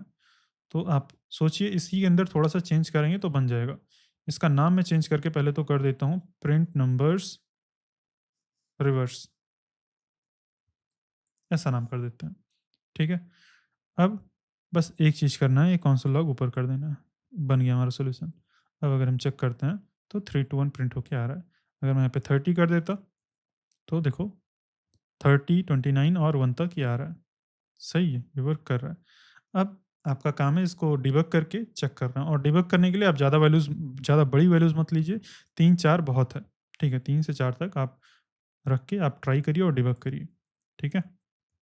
तो यहाँ पर हम ऊपर इसलिए कर दे रहे हैं क्योंकि हमें पहले ही प्रिंट करना है। जैसे 4 के साथ कॉल हुआ तो हम 4 पहले प्रिंट कर देंगे। फिर उसके बाद हम 3 के साथ इसको कॉल करेंगे तो फिर दोबारा से 3 प्रिंट हो जाएगा। बस यही कर रहे हैं और ये कितना छोटा सॉल्यूशन है अगर आप देखिए। अगर लूप्स का यूज़ करके यही चीज़ करना होता तो काफ़ी बड़ा रहता, काफ़ी ज़्यादा लॉजिक लिखना पड़ता। तो रिकर्जन का जो सॉल्यूशन होता है कई बार बहुत ज़्यादा छोटा रहता है कोड के वाइज़। ठीक है? तो ये हम कॉपी करेंगे और यहाँ पर आके पेस्ट कर देंगे, हमारा दूसरा सॉल्यूशन भी हो गया है। अब नेक्स्ट क्वेश्चन देखते हैं क्या है? Find factorial of a number using recursion, ये करना है। अब ये भी लगभग वैसे ही है, ये भी वैसे ही है, थोड़ा-सा डिफरेंट है, थोड़ा-सा आप हिट एंड ट्राई करेंगे तो लग जाएगा। तो हमें यहाँ पे फैक्टोरियल फाइंड करना है, ठीक है? अब अभी तक हम यहाँ से कुछ रिटर्न नहीं कर रहे हैं, हम बस केवल कॉन्सोल लॉग करते जा रहे हैं। लेकिन अब हमें कुछ रिटर्न करना है, हमें कुछ वैल्यू को एक्यूमुलेट करना है। ये थोड़ा-सा चैलेंजिंग रहेगा, थोड़ा-सा मुश्किल रहेगा। आप ट्राई करिए और नहीं होता है फिर वीडियो को आप देखना, ठीक है? तो जो फैक्टोरियल होता है, उसके अंदर क्या होता है, मैं पहले तो इस फ़ंक्शन का नाम चेंज करके फैक्टोरियल कर देता हूँ। फैक्टोरियल, फैक्टोरियल ऑफ 5 अगर कोई बोला, ठीक है? जैसे कि फैक्टोरियल ऑफ 5 तो उसको हम मैथ्स के अंदर ऐसे लिखते हैं। लेकिन ऐसा जावास्क्रिप्ट के अंदर कोई ऑपरेटर नहीं है जो लगा के हम ऐसे फैक्टोरियल कैलकुलेट कर लें। इसका मतलब होता है 5 इंटू 5 इंटू अरे 5 लिखा है मैंने, 5 इंटू 4 इंटू ये है, ये पहले भी मैंने लिखा था। तो 5 फैक्टोरियल का मतलब ये होता है, यानी कि हम मल्टीप्लाई कर रहे होते हैं एक-एक करके। एक-एक करके हम 5 से लेके 1 तक सभी का मल्टीप्लिकेशन करेंगे तो ये हो जाएगा 5 फैक्टोरियल। यही चीज़ हमें यहाँ पर करना है और ये हम कर सकते हैं। उसके लिए हमें कुछ कंडीशन यहाँ पे लिखना होगा, ठीक है? तो देखो, फैक्टोरियल के अंदर हमें क्या चाहिए होता है, 2 नंबर्स का मल्टीप्लिकेशन, ठीक है? जैसे कि 5 फैक्टोरियल को हम 5 इंटू 4 फैक्टोरियल लिख सकते हैं ऐसा, है ना? ऐसा हम लिख सकते हैं। और इस चीज़ को हम इस तरह से भी लिख सकते हैं, 3 फैक्टोरियल। और इस चीज़ को हम ब्रेक डाउन करें अगर, तो इस तरह से भी लिख सकते हैं, 2 फैक्टोरियल। और इस चीज़ को अगर हम ब्रेक डाउन करें, तो हम इस तरह से भी लिख सकते हैं, 1 फैक्टोरियल। और 1 का फैक्टोरियल 1 ही होता है, तो हम इसको हटा सकते हैं, ठीक है? तो यही चीज़ हम करेंगे यहाँ पे। हम यहाँ पे रिटर्न करते टाइम, यहाँ पर हम कंडीशन पहले तो लगाएँगे, अगर इसकी वैल्यू 1 है, ठीक है? अगर इसकी वैल्यू 1 से छोटी है, 1 से छोटी है या फिर 1 के इक्वल है, तो हम रिटर्न 1 कर देंगे। यहाँ से रिटर्न 1 कर देंगे। तो हमें बेस कंडीशन के अंदर एक ये चीज़ फाइंड करनी होती है जब हम उस फंक्शन को ना कॉल करें। ये हो जाएगी हमारी बेस कंडीशन। अगर नम की वैल्यू 1 है या 1 से छोटी है, तो हम रिटर्न 1 कर देंगे। एल्स एल्स यानी कि हमें एल्स लगाने की अलग से ज़रूरत नहीं है। हम रिटर्न करेंगे num into factorial factorial of num minus 1। तो वही चीज़ जो मैंने अभी आपको समझाया, वही हो जाएगा। ये फैक्टोरियल ऑफ 4 कुछ इस तरह से हो जाएगा, ठीक है? 5 इंटू फैक्टोरियल ऑफ 4। और जब ये ऐसे घटता जाएगा, देखो ये 5 इंटू फैक्टोरियल ऑफ 4 हो जाएगा, फिर नेक्स्ट टाइम जब ओपन होगा, तो ये 5 इंटू 4 इंटू फैक्टोरियल ऑफ 3 हो जाएगा इस तरह से। और जब इसकी वैल्यू 1 हो जाएगी या 1 से छोटी हो जाएगी, वैसे 1 जैसे ही हो जाएगी, ऑटोमेटिकली ये 1 रिटर्न कर देगा, ठीक है? और फिर वो सारा मल्टीप्लिकेशन होके एक्यूमुलेट होके हमें फाइनल वैल्यू प्रोवाइड कर देगा। अभी मैं यहाँ पे छोटी वैल्यू लेता हूँ जैसे कि 3। इसको हम चेक करके देखते हैं। पहले तो हम चेक करके देखते हैं कि इसका आउटपुट करेक्ट आ रहा है कि नहीं। इधर हमें कौन-सा लॉग करना होगा इसको, कौन-सा लॉग, ये देखो 3 का फैक्टोरियल 6 आ रहा है जो कि करेक्ट है। 1 इंटू 2 इंटू 3 यानी कि 2 एकम 2 3 6 आ रहा है, सही है। और 6 चौके 24 होता है। अगर हम 4 यहाँ पे ऐड करेंगे तो 24 आ जाना चाहिए। सही, ये भी करेक्ट आ रहा है। अगर हम 5 ऐड कर देते हैं तो 24 पंचे 120 होगा। अगर हम इसको सेव कर देते हैं तो 120 आ गया। अब इसको अगर हम 6 से मल्टीप्लाई करें तो 12 छक 72 यानी कि 720 आना चाहिए, ठीक है? ये 720 आ रहा है। अब अगर हम 7 से मल्टीप्लाई करते हैं, तो मुझे नहीं पता है, इसको हमें देखना पड़ेगा। ये 50-40 है, एक बार मैं देख लेता हूँ। 720 इंटू 7 सही आ रहा है। यानी कि हमारा फैक्टोरियल का प्रोग्राम बन गया है। अब ये वर्क कैसे कर रहा है, इसको आप डिबग करके अगर देखेंगे तो आपको आराम से समझ में आ जाएगा। और ये बहुत ही छोटा प्रोग्राम है। अगर आप उससे करते, अरे! लूप का यूज़ करके। देखो, इसको हम बोलते हैं रिकर्सिव अप्रोच, रिकर्सिव सॉल्यूशन। जो लूप्स का यूज़ करके करते हैं, उसको हम बोलते हैं इटरेटिव सॉल्यूशन, क्योंकि वहाँ पे हम इटरेशन कर रहे हैं, लूप कर रहे हैं और लूप्स को इटरेटिव सॉल्यूशन बोलते हैं। रिकर्जन को रिकर्सिव सॉल्यूशन बोलते हैं, ठीक है? तो ये अप्रोच काफ़ी छोटी है और आराम से वर्क कर रही है। अभी अगर हम इसको डिबग करके देखें, डिबगर लगा के, तो आपको अच्छे से समझ में आएगा। देखो, यही इफ़ के ऊपर हम लगा देते हैं। तो हमारा ये बेस कंडीशन है जहाँ पर हम फंक्शन को नहीं कॉल कर रहे हैं, खुद को नहीं कॉल कर रहे हैं, और यहीं से लूप ब्रेक होगा, इनफाइनाइट जो कॉल है वो ब्रेक होगा और उल्टा जाना शुरू होगा, यानी कि कॉल स्टैक से पॉप होना, हटना शुरू हो जाएगा। तो देखो, फर्स्ट टाइम कॉल हुआ है फैक्टोरियल, यहाँ पर नम की वैल्यू 3 है, ठीक है? नम की वैल्यू 3 आपको दिख रही है। यहाँ पर ये फर्स्ट टाइम है, first factorial function call stack के ऊपर आया, नम की वैल्यू 3 है। अब ये कंडीशन ट्रू रहेगी इस केस में, मैं हवर नहीं करूँगा, ये कंडीशन जो है ये ट्रू रहेगी, ट्रू नहीं फ़ॉल्स रहेगी, मैंने गलती से बोल दिया ट्रू रहेगी, फ़ॉल्स रहेगी, यानी कि इस कंडीशन के अंदर नहीं जाएगा और रिटर्न 1 नहीं होगा, नीचे आ जाएगा। अब नीचे आएगा, तो यहाँ पर हम रिटर्न स्टेटमेंट तो कर रहे हैं, लेकिन रिटर्न करने के लिए इस फ़ंक्शन को अभी अगर मैं सेलेक्ट करके हवर कर दूँगा ना, तो अलग से कॉल हो जाएगा, इसीलिए मैं ऐसे सेलेक्ट नहीं करूँगा। मैं ऐसे ही बता देता हूँ। देखो, हमने यहाँ पर पहले वाले कॉल स्टैक के अंदर हमने रिटर्न स्टेटमेंट लिखा है और रिटर्न स्टेटमेंट के अंदर ही हमने इस फैक्टोरियल फंक्शन को कॉल कर दिया है विथ नम माइनस वन, यानी कि टू के साथ हमने कॉल कर दिया है। तो ये रिटर्न स्टेटमेंट इस इवेल्युएट हो, यानी कि रिटर्न स्टेटमेंट की वैल्यू कैलकुलेट हो, उससे पहले इस फैक्टोरियल फंक्शन को कॉल होना पड़ेगा विथ वैल्यू टू, यानी कि ये कॉल स्टैक के अंदर आएगा। देखो, ये कॉल स्टैक के अंदर आ गया विथ वैल्यू टू। अभी इसका रिटर्न स्टेटमेंट एग्जीक्यूट नहीं हुआ है, रिटर्न वैल्यू इसकी नहीं आई है।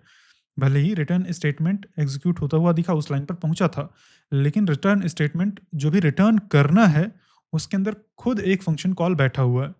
तो फंक्शन कॉल हुआ और ये ऊपर आ गया, और यहाँ पर नम की वैल्यू टू हो गई। अब इसके लिए भी ये कंडीशन फॉल्स रहेगी और नीचे आ जाएगा। अब नीचे ये दोबारा से जहाँ पर फैक्टोरियल में नम की वैल्यू 2 थी, यहाँ पर भी ये रिटर्न करने की कोशिश करेगा। अब रिटर्न करने की कोशिश किया, लेकिन फिर से रिटर्न के अंदर ही हमने फैक्टोरियल को कॉल कर दिया है, तो ये विथ वैल्यू 1 2 माइनस 1, यहाँ पे नम की वैल्यू 2 थी, 2 माइनस 1 के साथ ये कॉल हो गया। ठीक है? तो वहाँ से फिर से रिटर्न नहीं हो पाया, यानी कि इन दोनों के अंदर से रिटर्न नहीं हो पाया। इन दोनों के अंदर से रिटर्न नहीं हो पाया और ये तीसरा फंक्शन कॉल हो गया ऊपर। अब इस केस में ये कंडीशन ट्रू मिल जाएगी इसको। यहाँ पर इसकी वैल्यू 1 है, और अगर हम चाहें तो इक्वल टू 1 लगा सकते हैं। लेस देन इक्वल टू लगाने की ज़रूरत नहीं है। ठीक है? तो फैक्टोरियल ऑफ 1 हमेशा 1 होता है। फैक्टोरियल ऑफ 0 भी 1 होता है, इसीलिए मैंने वहाँ पे लेस देन लगा दिया। लेकिन अगर हम केवल इक्वल टू लगा देंगे तब भी हमारा काम हो जाएगा, क्योंकि एक बार यहाँ से रिटर्न हो गया तो फिर नीचे ही जाएगा। देखो, यहाँ पर ये कंडीशन ट्रू मानी जाएगी नहीं, ट्रू रहेगी। Num is less than equal to 1, ठीक है? यहाँ पर नम की वैल्यू 1 है और ये लेस देन या फिर इक्वल टू 1 है, जो कि करेक्ट है। अब यहाँ से हम रिटर्न करेंगे। इस वाले एग्जीक्यूशन कॉन्टेक्स्ट से रिटर्न वैल्यू आपको यहाँ पर दिखेगी। यहाँ पर अभी आपको लोकल के अंदर इधर रिटर्न वैल्यू लिख के आएगी। देखना, मैं थोड़ा और आगे बढ़ाता हूँ। देखो, रिटर्न वैल्यू लिख के आई 1, यहाँ से रिटर्न होके जाएगा 1, ठीक है? तो अब ये कहाँ पर जाएगा? ये फैक्टोरियल के अंदर जाएगा। फैक्टोरियल वाले उस वाले फैक्टोरियल कॉल स्टैक या फिर एग्जीक्यूशन कॉन्टेक्स्ट के अंदर जाएगा, जहाँ पर नम की वैल्यू 2 थी, ठीक है? तो मैं इसको आगे बढ़ाता हूँ। अब देखो, यहाँ पर आ गया, वो वाला कॉल स्टैक से जा चुका है, जहाँ पर नम की वैल्यू 1 थी। अब नम की वैल्यू 2 वाला टॉप पे है। अब इस केस में ये पूरा इवैल्यूएट कर पाएगा, क्योंकि अगर मैं इसको सेलेक्ट करूँगा तो अभी फिर से एग्ज़ीक्यूट हो जाएगा, फिर गड़बड़ रिज़ल्ट हो जाएगा। तो मैं इसको सेलेक्ट नहीं करता हूँ, मैं आपको ऐसे ही बता देता हूँ। देखो, अब ये जो फैक्टोरियल ऑफ 2 था, मतलब फैक्टोरियल फ़ंक्शन को जब हमने 2 के साथ काम नहीं, कॉल किया था, तो इस केस में ये अब इवैल्यूएट कर पाएगा, क्योंकि जो पुराना रिज़ल्ट है वो आ चुका है, ठीक है? पुराना रिज़ल्ट रिटर्न होके आ चुका है, यानी कि इसकी वैल्यू 1 हो चुकी है। इसकी वैल्यू 1 हो चुकी है, इसकी वैल्यू 2 है। तो 2 मल्टीप्लाई बाई 1, जो कि हो जाएगा 2, और वही रिटर्न वैल्यू यहाँ पे दिख रहा है, ठीक है? जो अभी रिटर्न होके आया था, जो थोड़ा-सा ऊपर कॉल स्टैक अभी यहाँ पे था ना, वहाँ से रिटर्न होके 1 आया था। तो 1 यहाँ पे आके रख गया। अब वो 2 से मल्टीप्लाई हो गया, तो 2 इसकी टोटल रिटर्न वैल्यू हो गई, ठीक है? अब अगर हम आगे बढ़ेंगे, तो ये यहाँ पर जाएगा, जहाँ पर नम की वैल्यू 3 थी। आगे बढ़ते हैं। ये मैंने किया। अब num की वैल्यू यहाँ पे 3 थी, ठीक है? यहाँ पर आ गए। अब जो इसके जस्ट ऊपर था जहाँ पर num की वैल्यू 2 थी, वहाँ की रिटर्न वैल्यू अगर हम देखें, तो वहाँ की रिटर्न वैल्यू है 2, ठीक है? वहाँ से रिटर्न होके आया था 2, अभी हमने जस्ट देखा। अब 2 मल्टीप्लाई बाई 3 हो गया 6 और वो 6 इसकी रिटर्न वैल्यू हो जाएगी। अब ये कहाँ से कॉल हुआ था? ये वाला यहाँ से कॉल हुआ था। तो ये वैल्यू 6 यहाँ पर आ जाएगी और कौन-सा लॉग हो जाएगा यहाँ पे, देखना आप। यहाँ पर आई, यहाँ पर कंट्रोल आया और ये एग्ज़ीक्यूट हो जाएगा 6। तो इस तरह से होता है। मुझे उम्मीद है कि आपको ये समझ में आ गया होगा। अगर नहीं समझ में आया, तो एक बार वीडियो को पॉज़ करिए और एक बार खुद से ट्राई करिए। खुद से ऐसे ही एक-एक लाइन से ऐसे एग्ज़ीक्यूट करिए, आपको समझ में ज़रूर आएगा, ठीक है? ये ऐसा नहीं है कि एक बार में ही आ जाए, थोड़ा-सा दिमाग खपाने वाला है ये। जब यहाँ पे हम वापस वैल्यू को जब लेके जा रहे होते हैं ना, थोड़ा-सा कन्फ्यूज़िंग होता है, लेकिन समझ में आ जाएगा। आप 2-3 बार ट्राई करेंगे, आराम से समझ में आ जाएगा, ठीक है? और इस चीज़ को हम बैक ट्रैकिंग नहीं बोलते हैं। कुछ लोगों को ये लगता है कि हम बैक ट्रैक होके जैसे अभी हम वापस जा रहे हैं, तो वापस जाते टाइम हम वैल्यू को एक्यूमुलेट करते जा रहे हैं। हम 1 मल्टीप्लाई 2 लिया हमने, फिर 2 मल्टीप्लाई बाई 3 लिया, ऐसा लिया। तो ये बैक ट्रैकिंग नहीं कहलाता, ये रिकर्जन का ही पार्ट है। बैक ट्रैकिंग एक अलग ही एल्गोरिदम है जिसको हम अगर टाइम रहा इन 21 डेज़ के अंदर तो हम पढ़ेंगे, ठीक है? तो ये सिंपल रिकर्जन ही है। इसका सॉल्यूशन हम कॉपी करते हैं और सॉल्यूशन के अंदर हम पेस्ट करते हैं। फिबोनाची नहीं, फैक्टोरियल। फिबोनाची के अंदर में आ गया, ठीक है? Find the sum of n natural numbers using recursion. N natural numbers का सम फाइंड करना है। तो मैं इसका नाम फैक्टोरियल का नाम चेंज करके सम कर देता हूँ, ठीक है? अब सम भी ऐसे ही रहेगा, बस यहाँ पर हम थोड़ा-सा चेंज करेंगे और इसको मैं ऐसा करके दिखा देता हूँ। मैं अभी फैक्टोरियल ही रहने देता हूँ और अगर हम यहाँ पे इक्वल टू भी लगा देते, तभी ये प्रॉपर्ली वर्क करता। डिवाइड हटा देते हैं और रिफ्रेश करते हैं, देखो प्रॉपर्ली वर्क कर रहा है। अगर हम यहाँ पे 6 लगा देंगे तो 720 आ रहा है, जो कि सही है। तो इस तरह से भी हम सॉल्यूशन को लिख सकते हैं और मुझे लगता है ये ज़्यादा बेटर है। इसी को मैं यहाँ पे सेव कर देता हूँ सॉल्यूशन के अंदर और नेक्स्ट क्वेश्चन पे हम बढ़ते हैं, ठीक है? नेक्स्ट क्वेश्चन है हमारा सम वाला। तो मैं यहाँ पे चेंज करके सम कर दूँगा और नम मिलेगा हमें, नम का सम करना है। तो एक चीज़ आपको ये समझ जाना है कि हमें यहाँ पे प्लस कर देना है। अगर हमें सम करना है तो यहाँ पे हमें प्लस कर देना है और अ, बस बन गया, लगभग बन गया। हम इसको चेक करते हैं। यहाँ पर अगर मैं 3 डालूँगा तो इसका सम हो जाएगा 2 और 1 और 2 3 और 3 6, टोटल 6 आउटपुट इसका आएगा, जो कि आ रहा है। बस बन गया है, बस यहाँ पे हमें प्लस कर देना था, ठीक है? अगर मैं यहाँ पे 5 कर दूँगा तो 6 4 10 5 15, 15 आना चाहिए इसका आउटपुट, तो 15 आ रहा है। अगर मैं यहाँ पे 6 कर दूँगा तो 21 हो जाएगा, 15 और 6 21, ये हो जाएगा, आ रहा है। अगर मैं यहाँ पे 1 डाल देता हूँ, तो देखते हैं 1 का सम 1 होगा। अगर हम यहाँ पे 0 डाल देंगे, तो क्या होगा आप गेस करिए? गेस करिए क्या होगा? ये कॉस्टैक एक्सीड हो जाएगा, ये देखो। क्योंकि कोई भी कंडीशन नहीं मीट करेगी यहाँ पे ना। यहाँ पर कोई भी कंडीशन वो मीट नहीं करेगी कि ये खुद को ना कॉल करे, ठीक है? तो यहाँ पर हम ऐसा कर सकते हैं, आप चाहें तो इसको अलग से हैंडल कर लीजिए कि 1 से कम वैल्यू हो तो आप रिटर्न करके एरर दे दें। तो मैं इसको नहीं हैंडल करूँगा, आपका काम है ये आप करना। आपको क्या करना है देखो हमारा क्वेश्चन क्या है? क्वेश्चन क्या है? Find the sum of n natural numbers. तो 0 जो है वो नेचुरल नंबर नहीं है, ठीक है? तो जब भी कोई 0 या फिर नेगेटिव नंबर डाले, तो आप उसको हैंडल करके अलग से एरर थ्रो कर दीजिए या फिर मैं कर देता हूँ, चलो सिंपल सा है। If num is less than 1, ठीक है? लेस देन 1 या फिर लेस देन इक्वल टू 0 कर देते हैं। तो थ्रो न्यू एरर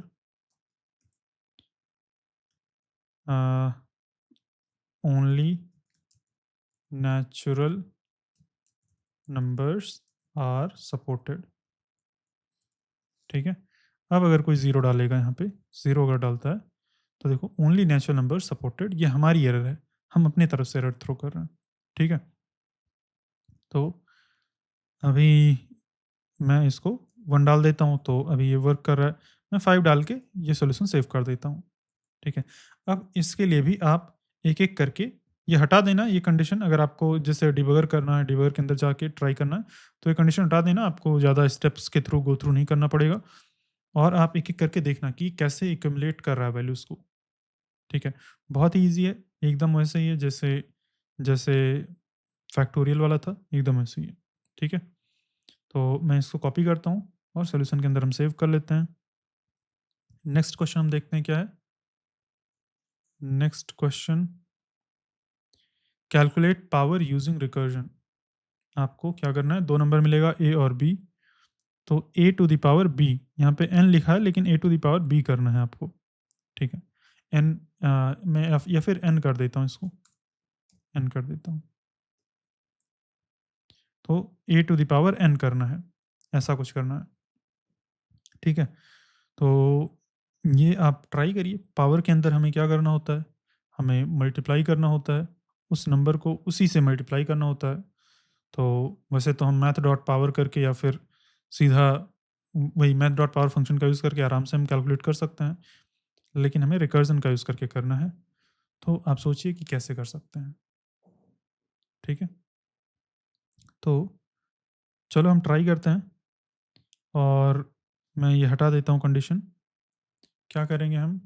उम, हमें यहाँ पे 2, मैं पहले तो इसका नाम चेंज कर देता हूँ। ये सम वाला ही अभी तो हमने किया था ना, सम वाला ही क्वेश्चन, सम वाला किया था। अब हम इसका नाम चेंज करके कर देंगे पावर। पावर के अंदर हमें 2 वैल्यूज़ मिलेंगी, एक तो ए रहेगा, एक 1 मिनट, नम को चेंज करके ए कर देते हैं, नम को चेंज करके ए कर दिया और एन, एन होगा पावर और ए होगा हमारा नंबर जिसका पावर करना है, ठीक है? तो हम क्या करेंगे, हम कुछ इस तरह से करेंगे, जैसे मान लो कि किसी ने 2 और 5 डाला है, तो हम 2 टू द 2 इंटू 2 ऐसा करेंगे, ठीक है? लेकिन हम ये लूप का यूज़ करके नहीं करेंगे, रिकर्जन का यूज़ करके करेंगे।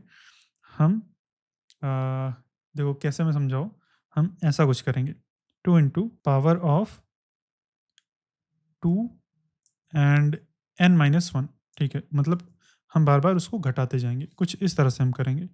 यानी कि ये जो हमारा ए है, ए पास कर देंगे और ऐसे ही हम बार-बार पावर का काउंट घटाते जाएँगे, ठीक है?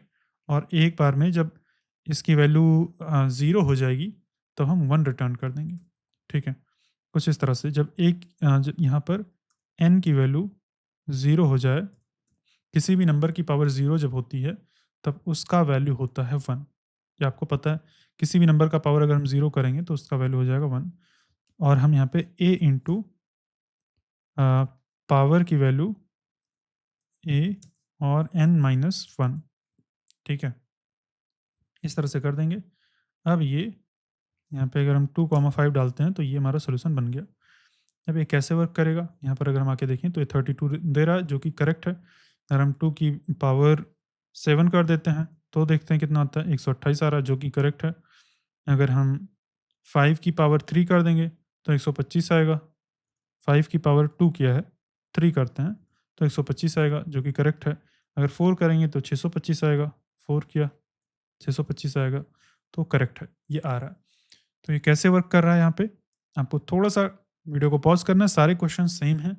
बस एक बेस कंडीशन है जहाँ पे हम उस फंक्शन को नहीं कॉल कर रहे होते हैं और एक नॉर्मल कंडीशन है जहाँ पर हम उसको रिकर्सिवली कॉल कर रहे होते हैं और एक वैल्यू को घटाते रहते हैं। तो यहाँ पर हमने क्या किया, अगर मैं इसको छोटा वैल्यू डाल के दिखाऊँ, जैसे कि यहाँ पे 2 और यहाँ पे 3 डाल के दिखाता हूँ और डिबग करके दिखाता हूँ आपको एक बार। तो हम अपने डेव टूल्स के अंदर आ जाएँगे और यहाँ पर हम एक डिबगर लगा देंगे। देखो, यहाँ पर हम एक डिबगर लगा देंगे और रिफ्रेश करेंगे। अब ये हमारा पावर फंक्शन कॉल कॉल हुआ है जहाँ पर a की वैल्यू 2 है और n की वैल्यू 3 है। n यानी कि जो हमारा पावर है उसकी वैल्यू 3 है, ठीक है? अब हम आगे अगर बढ़ेंगे तो ये फंक्शन मतलब इस फंक्शन का रिटर्न स्टेटमेंट एग्ज़ीक्यूट करने की कोशिश करेगा, लेकिन हो नहीं पाएगा क्योंकि हम उसके अंदर फिर से पावर को कॉल कर देंगे रिटर्न स्टेटमेंट के अंदर ही। तो हम आगे बढ़ते हैं। अभी रिटर्न को कैलकुलेट करने की कोशिश करेगा, लेकिन उसी कोशिश में ये फंक्शन को खुद को कॉल कर देगा। देखो ये फ़ंक्शन को खुद को कॉल कर दिया है, यानी कि वो रिटर्न स्टेटमेंट एग्ज़ीक्यूट नहीं हुआ। और कॉल कैसे किया? a की वैल्यू 2 और n की वैल्यू भी 2, क्योंकि n की वैल्यू 3 थी, 3 - 1 करके कॉल किया तो फिर से ये 2 हो गया। अब हम फिर से इसको कॉल करते हैं, अभी n की वैल्यू 0 नहीं है, तो ये यहाँ पर नहीं जाएगा, इस कंडीशन को नहीं मीट करेगा, फिर से नीचे जाएगा। फिर से सेम चीज़ होगा, फिर से रिटर्न करने की कोशिश करेगा और ये फिर से खुद को कॉल कर देगा विथ n। a की वैल्यू तो सेम रहेगी, a की वैल्यू हम चेंज नहीं कर रहे हैं, लेकिन n की वैल्यू 1 हो जाएगी। देखो 1 हो गई। अभी भी ये कंडीशन को मीट नहीं करेगा, फिर से नीचे जाएगा। फिर से a की वैल्यू 2 रहेगी, n की वैल्यू 0 हो जाएगी। ठीक है? अब ये कंडीशन ट्रू हो जाएगी इस बार। अब इस बार ये कंडीशन ट्रू हो गई और 1 रिटर्न हो जाएगा। अब ये हम यहाँ पे 1 इसलिए रिटर्न कर पा रहे हैं क्योंकि किसी भी नंबर की पावर जब 0 होती है तो वो 1 होता ही है। इसीलिए हम यहाँ पे 1 रिटर्न कर रहे हैं। ये हमें फैक्ट एज़ अ फैक्ट पता है। देखो कोई भी नंबर है, जैसे कि math.pow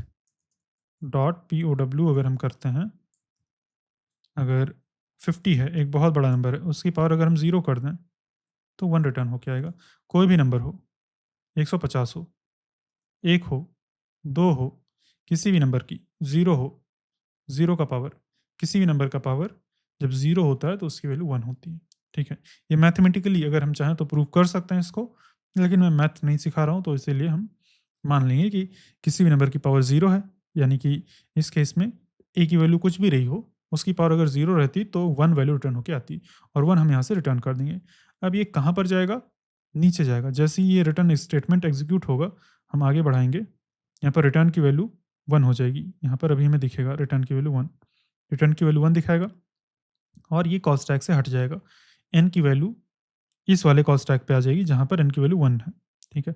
यहाँ पर आ गया, वो एक कॉल स्टैक से हट गया।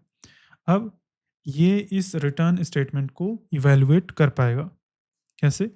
2 टू द पावर, जैसे ये 2 है और 2 टू द पावर यहाँ पर हमने 1 रिटर्न किया है, ठीक है? तो 2 इंटू 1 यहाँ पे मल्टीप्लाई हो जाएगा ओवरऑल। 2 इंटू 1 रिटर्न मल्टीप्लाई होगा और उसकी वैल्यू 2 हो जाएगी, ठीक है? अब अगर हम आगे बढ़ते हैं यहाँ पर, तो अब ये नेक्स्ट वाले उसकी रिटर्न वैल्यू है, जहाँ पर n की वैल्यू 2 थी। अब यहाँ पर ये 2 है और ये भी 2 है और उसकी वैल्यू रिटर्न होके मल्टीप्लाई होके 4 हो गई है, ठीक है? ऐसे ही यहाँ पर भी इसकी वैल्यू मल्टीप्लाई होके 4, तो इसके पहले वाला जो रिटर्न था पावर का, उसकी वैल्यू 4 थी, 4 इंटू 2 होगी। इसका अगर हम पूरा अगर चेक करेंगे तो इसकी वैल्यू 4 है, ठीक है? और 4 इंटू 2 4 इंटू 2 जो कि 8 हो गया। अब ये हमारा जो फ़ंक्शन है ये जस्ट ग्लोबल के अंदर कॉल किया गया था, यानी कि ये वाला है। तो यहाँ पे रिटर्न होके इसकी वैल्यू आ जाएगी और वो कंसोल के अंदर प्रिंट हो जाएगा 8। तो इस तरह से ये भी वर्क कर रहा है, ठीक है। अभी ये नेगेटिव वैल्यूज़ के लिए नहीं वर्क करेगा, जबकि हम पावर नेगेटिव भी दे सकते हैं, जैसे कि -3 अगर हम दे देंगे, तो ये वर्क नहीं करेगा। देखो, ये मैक्सिमम कॉल साइज़ एक्सीडेड ये दिखा रहा है। अब आपको मैं एक टास्क देता हूँ कि आप नेगेटिव वैल्यूज़ के लिए भी इसको वर्क करवाइए। नेगेटिव वैल्यूज़ को अगर हम डालते हैं ना, तो जैसे कि इसका शायद 0.25 आना चाहिए। एक बार मैं मैथ मैथ डॉट वो करके देखता हूँ। मैथ डॉट पीओडब्ल्यू -3 और 2 का 0.125 आ रहा है, ठीक है? तो इस तरह से करेक्ट आउटपुट आना चाहिए। आप ये ट्राई करिए, इसको इम्प्लीमेंट करिए, ठीक है? कि नेगेटिव वैल्यूज़ के लिए भी आए। अभी के लिए मैं पॉजिटिव वैल्यूज़ के लिए लिख देता हूँ और यही हम सेव कर देंगे, ठीक है? आपका वो असाइनमेंट है एक तरह से। अब हम देखते हैं बाकी असाइनमेंट्स के क्या क्वेश्चंस हैं। यहाँ पर देख लेते हैं। मुझे उम्मीद है कि आपको इतने क्वेश्चन सॉल्व करने के बाद समझ में आ गया होगा कि रिकर्जन क्या होता है, कैसे वर्क करता है, कैसे हम वैल्यूज़ को एक्युमुलेट करते हैं और कैसे हम बेस कंडीशन को ट्रिगर करते हैं। बेस कंडीशन जब तक नहीं ट्रिगर होगा तब तक हमारा रिकर्जन चलता रहेगा, चलता रहेगा। ठीक है? और ये बहुत ही ज़्यादा यूज़फुल होता है डे टू डे। हम देखेंगे, हम जावास्क्रिप्ट के ऐसे रियल क्वेश्चंस देखेंगे जो कि हम एप्लीकेशन बनाते टाइम यूज़ करते हैं। हम आने वाले वीडियोज़ में और भी रिकर्जन के क्वेश्चंस को सॉल्व करेंगे। तो ऐसा नहीं है कि रिकर्जन बस ऐसे ही रैंडम सी प्रॉब्लम्स को सॉल्व करने के लिए यूज़ होता है। जब आप डायरेक्टरी का स्ट्रक्चर, डायरेक्टरी यानी कि फ़ोल्डर के अंदर फ़ोल्डर, फ़ोल्डर के अंदर फ़ोल्डर, जब ऐसा बनाते हैं ना, तो वहाँ पे रिकर्जन बहुत ज़्यादा काम आता है। वो सारी चीज़ें हम करके देखेंगे। ठीक है? तो देखो, नेक्स्ट होमवर्क के क्वेश्चंस क्या हैं? Find the sum of digits of a number using recursion. आपको सम ऑफ डिजिट्स फाइंड करने using recursion. Reverse a number using recursion, आपको नंबर को रिवर्स करना है, ठीक है? Find the product of digits of a number using recursion. आपको सभी नंबर्स के प्रोडक्ट को फाइंड करना है, जैसे कि 2 3 6 चौके 24 जो कि आउटपुट आ रहा है। सही है। Check if a number is palindrome और नॉट यूजिंग रिकर्जन, ये भी आप करना। ठीक है। Count how many zeros are present in a number using recursion. ठीक है, ये भी कर लेंगे आप। Print all natural numbers between two given numbers, ये भी सिंपल है। आप दो नंबर्स के बीच के सभी नेचुरल नंबर्स को प्रिंट करिए। Find the sum of even numbers from 1 to n using recursion, ये भी आप करना, ये भी कर लेंगे। ठीक है, तो सही है। मुझे उम्मीद है कि आपको रिकर्जन समझ में आ गया होगा। अगर नहीं समझ में आया है तो उसी क्वेश्चन को, फैक्टोरियल वाले क्वेश्चन को या तो सम वाले क्वेश्चन को डिबग करके एक-एक करके देखिए कि कहाँ से वैल्यू किधर मूव हो रही है। जब रिटर्न स्टेटमेंट हिट होता है, तो वहीं पर जाके वैल्यू पहुँचती है जहाँ से उसको कॉल किया गया था, जहाँ से उस कॉल स्टैक को ट्रिगर किया गया था। कॉल स्टैक के अंदर हमने एग्जीक्यूशन कॉन्टेक्स्ट देखा ना, जहाँ से कॉल किया गया था वहीं पर उसकी रिटर्न वैल्यू जाती है। तो आप ये चीज़ देखना, ठीक है? खुद से थोड़ा-सा ट्राई करेंगे, खुद खुद से थोड़ा-सा उसमें टाइम देंगे ना, तो आपको अच्छे समझ में आ जाएगा, ठीक है? तो आप ऐसे ही सीखते रहिए, पढ़ते रहिए और असाइनमेंट के सारे क्वेश्चंस को करिए। जब असाइनमेंट के क्वेश्चंस को आप करेंगे, तो आपका दिमाग और भी खुलेगा, आपकी और भी ज़्यादा प्रैक्टिस होगी और ये रिकर्ज़न आपके लिए बाएँ हाथ का खेल हो जाएगा। अभी जो बहुत ही मुश्किल लग रहा है ना, मुश्किल नहीं लगेगा बिल्कुल भी, ठीक है? तो सही है, आप ऐसे पढ़ते रहिए, हम लोग मिलते हैं नेक्स्ट वीडियो में, तब तक के लिए बाय-बाय।